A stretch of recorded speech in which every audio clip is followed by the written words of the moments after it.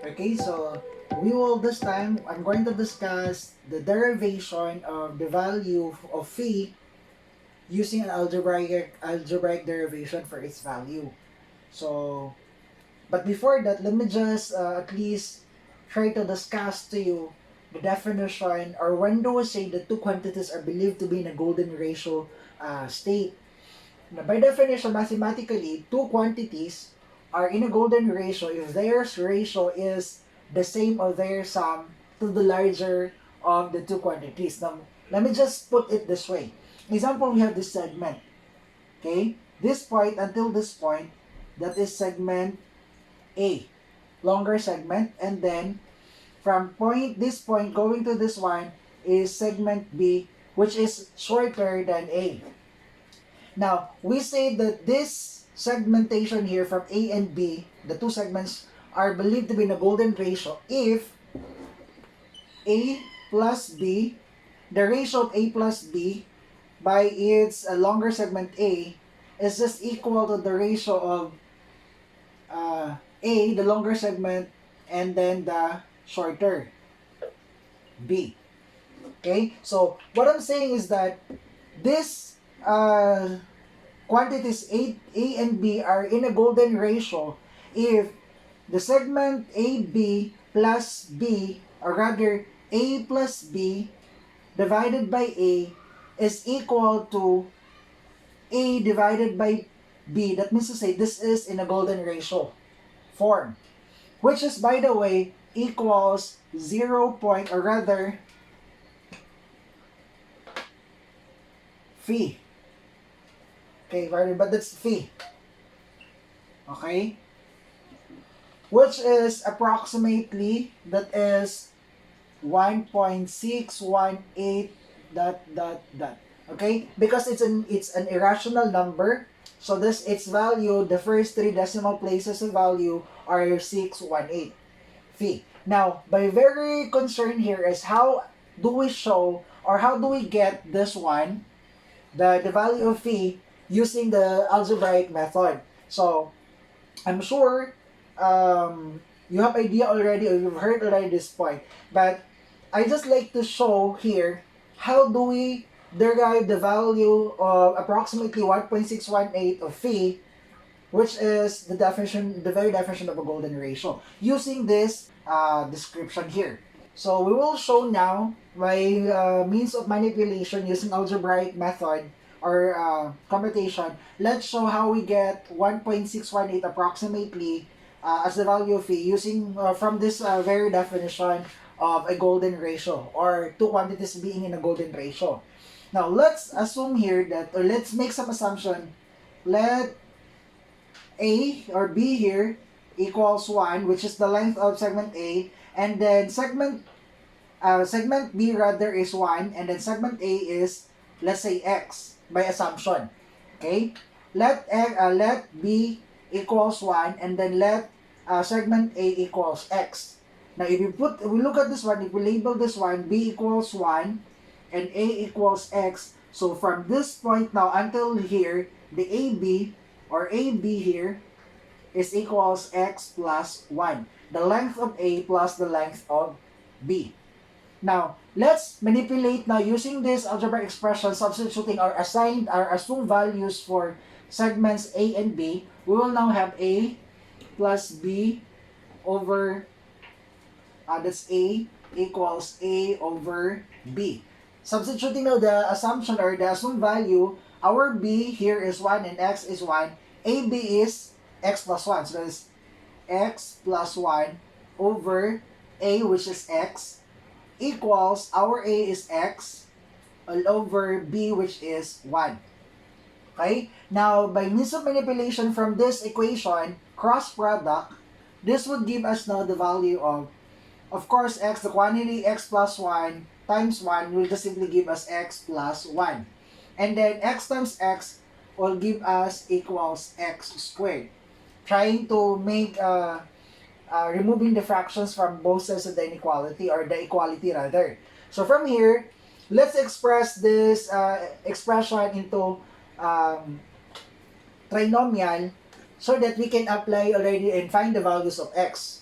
So from here, by assumption, this is going to be 0 equals x squared transpose is minus x minus 1. So we have now this trinomial. And from here, applying the quadratic formula, okay, I'm sure you know and you can recall that using the quadratic formula that in order to find the value of x, basically, we're just going to look for the value of the variable here, the length of x or the length of a such that we will get its actual value by virtue of our assumption. So what we're going to do, we will have, of course, we will start with, let me just recall that our algebraic or our quadratic formula,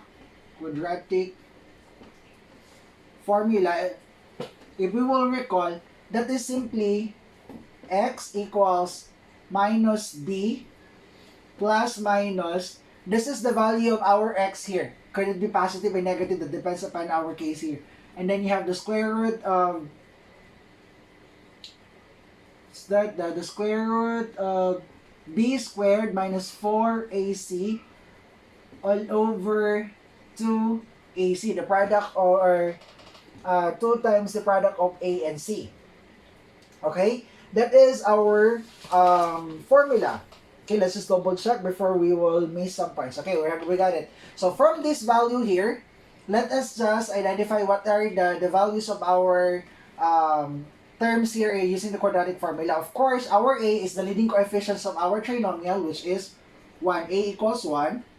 And then b is the coefficient of the second term in our trinomial, which is negative 1, which is, we know that negative 1 is coming from this, the coefficient of this variable or the second term. And then, of course, our constant is c, negative 1. The constant value in our trinomial, which is negative 1. Applying this in our quadratic formula to find the value of x, we will have now x equals, of course, b negative. In our formula, quadratic formula, b is already negative. Substituting the value of b, which is negative 1. Then you have the positive and the negative. The square root of course, b here is negative 1, but raised to the second power. We square it. And then minus 4 times positive 1 times negative 1. And then divided by 2 times positive 1 times negative 1. Okay? So that is, or at least these are our value. Now, from here, we will solve now our result. This is going to be positive 1. Okay? And then, sorry, I think there's something wrong with our formula. My bad. This is only C. That's why I said there's something wrong. Sorry, that's 2A. So this, we will lose this one. Sorry. Okay? So you have 2A. Next is, we will now have, okay, the product of negative and negative 1 is simply positive 1 plus minus, of course, this is going to be, the square of negative 1 is simply 1, and then the product of 4, positive 1 and negative 1 is simply positive 4. Then you have divided by 2. It's simply, that is positive 1 plus the square root of 5 over 2. That's the first x of 1. That's the first x. Remember, we have two x's here we'll consider. So the first x here, x of 1 is 1 plus square root of 5 over 2. And then the other x, the other x value is simply 1 minus the square root of 5 over 2.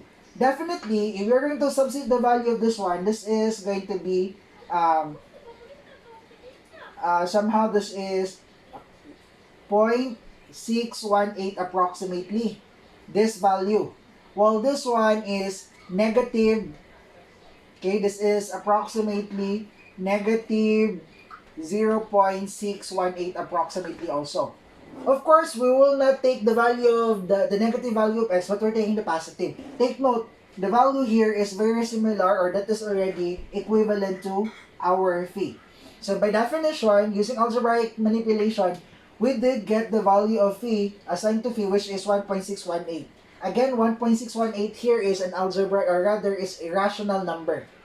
Okay? Which is known as phi, which is the value of our an expression that is in golden ratio form. Okay? Now, the point here, or the next thing that we're going to make is, how do we make use of this one?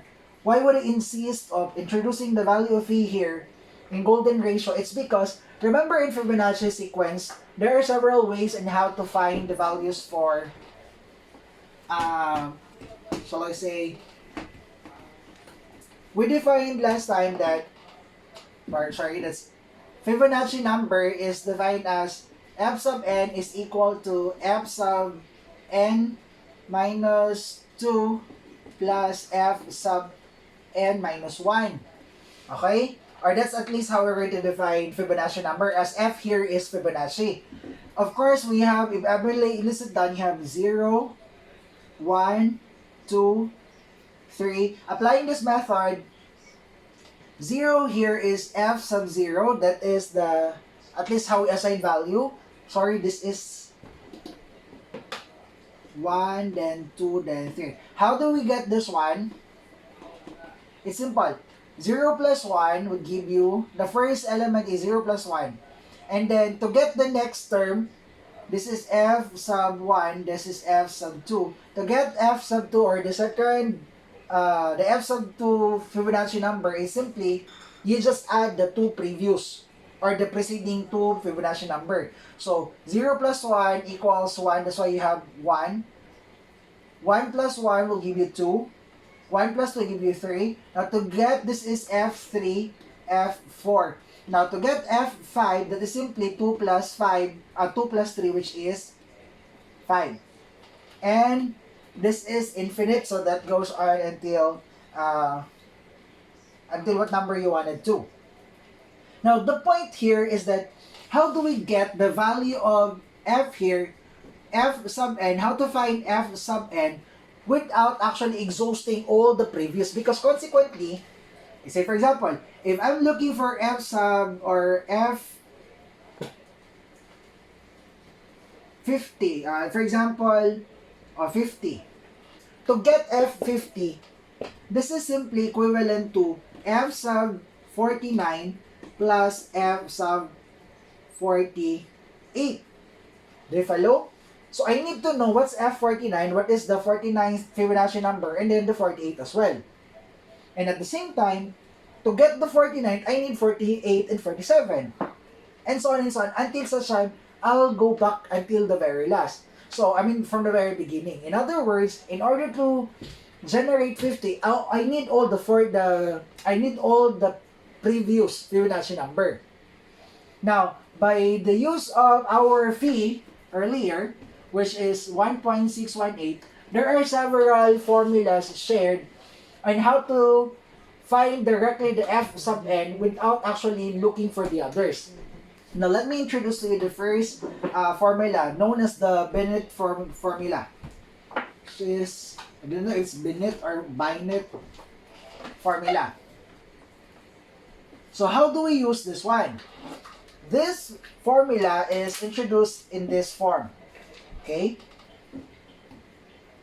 F sub n is found using the formula. They have the phi to the second power minus 1 minus the phi, and then raised to, this is n rather, and then n divided by square root of 5. If you notice, this is exactly the description, or in this particular formula of Binet, to find the direct value of f sub n without actually getting the rest, we use the phi, the Fibonacci number, which is 1.618. Now, let's take this for example. Let's say f5. We know from this example here that the sequence f5 is 5. Take note, 0, f sub 0 is 0, as it is part of our sequence. So when you say f sub 1, you should always start from here. Now, next thing that we will have to find f5 using this formula that is equivalent to approximately, I'm just going to use the approximate value here, 1.618 raised to 5 minus 1 minus 1.618 raised to 5 divided by the square root of 5. Now, using our calculator, this is actually would give us, okay, let me try it, our calculator, 1.168 raised to 5 minus negative, of course this is negative because 1 minus 1.618, that's negative 0.618, negative 0.618, and then raised to 5, then divided by square root of 5. The value here is, sorry, what happened to my, sorry, let me repeat it. I did not get it correctly. 1.618 raised to 5 minus negative 0.618 raised to 5, and then divided by the square root of 5.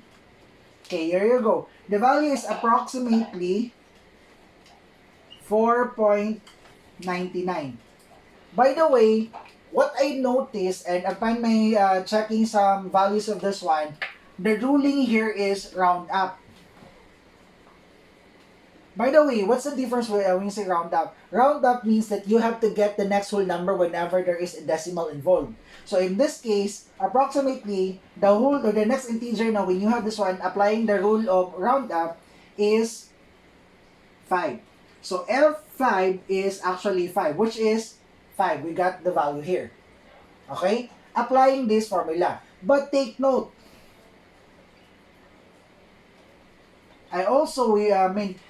this Binet formula also has its limitation when it comes to accuracy.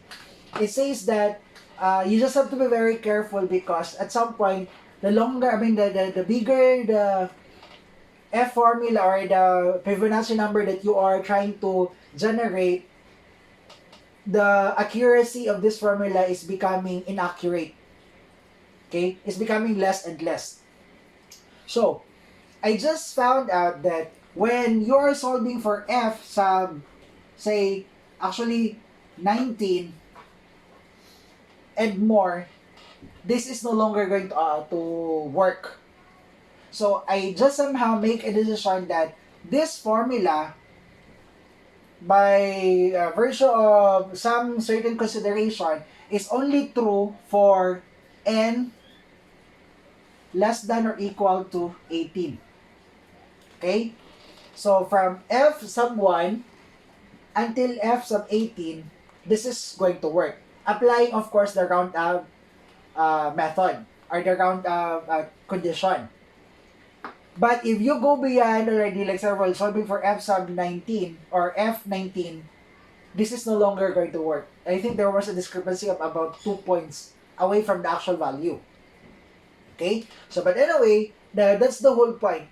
Yes, because therefore, this formula, when it comes to its accuracy, there is certain degree. Wherein, when you go beyond 18, this is no longer going to work. Now, the point of the matter is, at least I was able to introduce to you how this formula works. How can we maximize this one instead? There is also actually a formula introduced applying the concept of Binet here, or Binet. We can use the concept of phi, which is 1.618, indirectly getting the next, what do you call this one? In getting the next Fibonacci number whenever you have the correct. Now, let's say for example, let's take this one. It's called the rounding of values. Let's say for example, we will look for our F14, okay? If you try to apply the Binet formula, F14 is 377, okay? Now, what must be F15 value without actually using the Binet formula? Because somehow, there is also when it comes to accuracy, beyond F18 is no longer going to work. Now, what we can do is, what is F15 when F14 is 377? What we can do, applying the direct method of finding the next Fibonacci number when the previous is given, only one, because if you have F14 and 15, 14 and 13, add the two would give you F15. But what if we only have F14? We don't know what's F13. So what we can do is applying this formula. Okay, where's the general formula for that one? Where am I? There. F sub n plus 1 is equal to round. Okay, that's the term. And then we have here the function F sub n plus phi. Okay? Now, let's take, for example, let's look for F15. F15 is equal to round. Of course, we're solving for Fn, or Fn is 15. So that's F15. Sorry, this is wait, I think there's something wrong with the formula.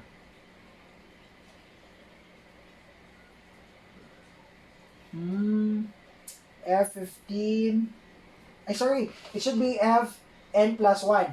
So our n plus 1 here, if our n plus 1 is 15, the previous of this one is F14. So this is, our F sub n is 14 because our F sub n plus 1 is 15.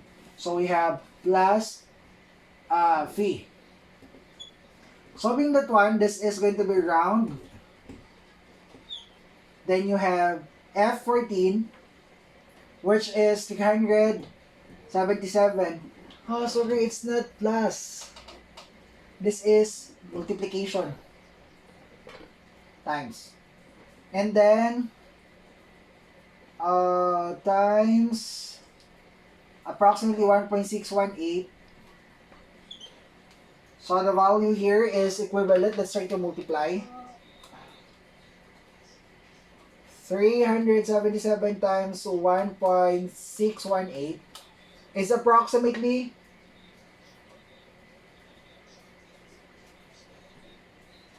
609.98. 600, this is 609.98. 6.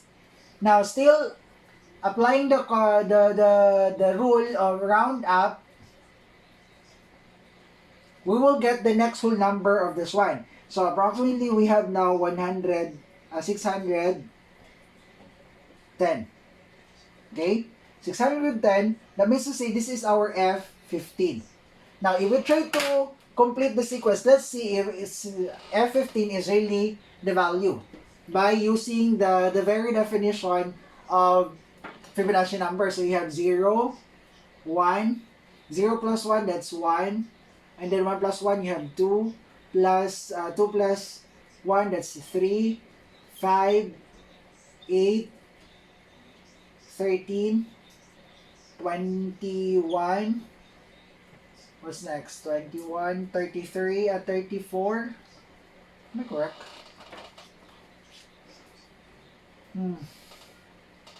34, then you have 55. Plus next is 89. Then 89 plus 55, that is 144. Then you have 233.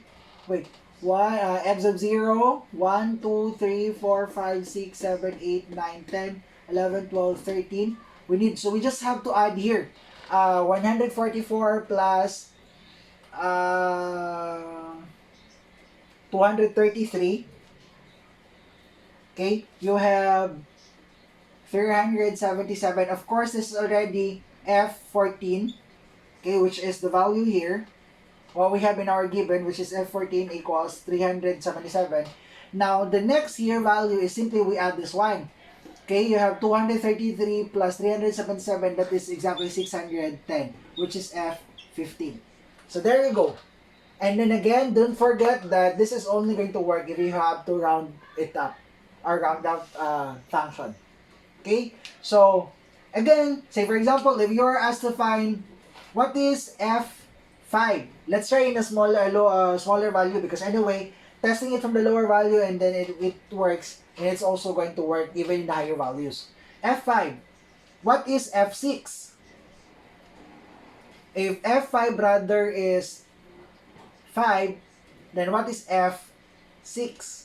So applying this formula to directly find the Fibonacci number is what we're going to do is we simply F6 is equal to round, and then our F6, the before 6, the 5 is a given is 5, and then times 1.618.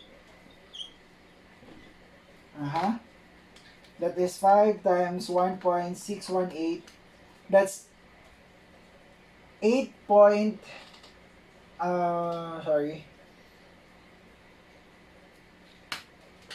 it's 8.9. No, rounding up is not necessary in this case. This is really a good investigation.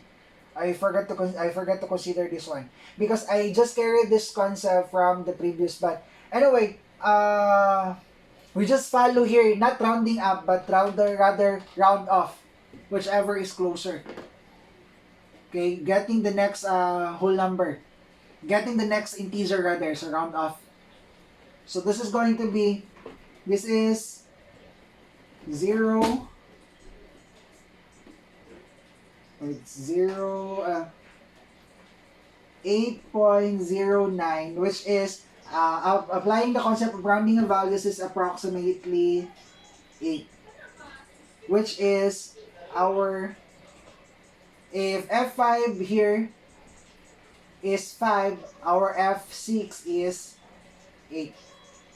Sorry, I really have to make the correction that rounding off, I just pick it, the idea here from the Binet's formula. But it seems that it's not working. We will still go back to the original rounding of value concept. Okay? Since this one, that's why it says round, because this value 8.09 rounded to the nearest integer is 8. Thus, our F sub 6 or the 6 Fibonacci number is 8, applying this formula. See, this is only possible when, as soon as we know that phi here, applying the, which is the golden ratio, is approximately 6.618. So, I hope this helps a lot to you in working with Fibonacci numbers. Bye! Thank you!